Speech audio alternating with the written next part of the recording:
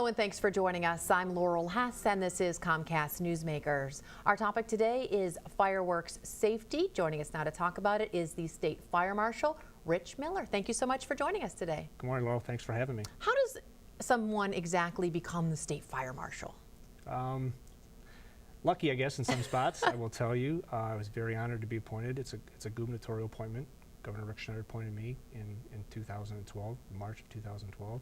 And my prior background experience was I was on the fire department in City of Dearborn for 27 years. He just plucked you out and said, this is my man. I guess that's kind of what happened, yeah.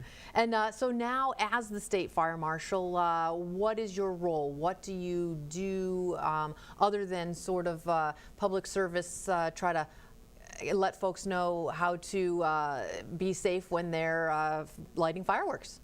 Yeah, fireworks, yeah. Basically, there's 30,000 firefighters in the state of Michigan, career paid on-call volunteers, and we monitor that. We help them with their needs and legislation issues, whatever deals with safety issues, whatever crosses fire departments locally, we try to help them with their issues. Well, you certainly could make the fire department's job a lot easier this July if you could get folks out there to set off fireworks, not at all, or a little bit more safely. Injuries, fires, every year it seems like we see the horror stories on the news and there's a whole lot more we don't hear about.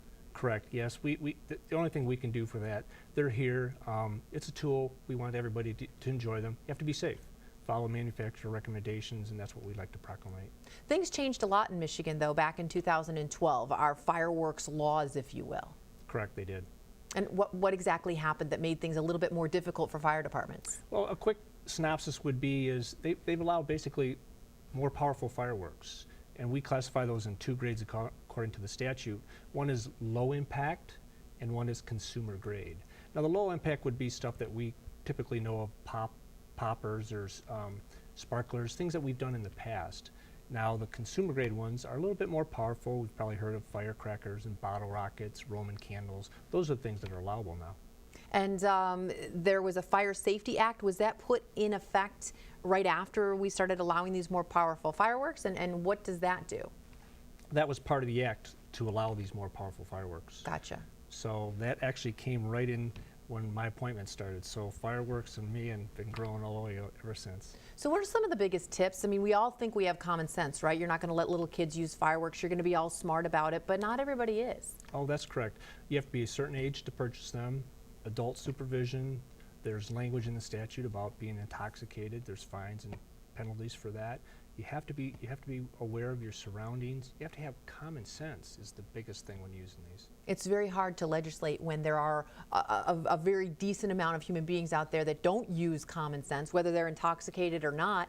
But what about folks, so you mentioned sparklers, and everybody thinks they're safe. They're certainly not a high impact firework, but you've seen injuries with those as well. Oh boy, sparklers. Just think what we have going there. It's a hot wire on fire. That you usually hand your 2-year-old. Yeah, and your youngest, yeah. And I don't think you're handing them safety glasses at the same time.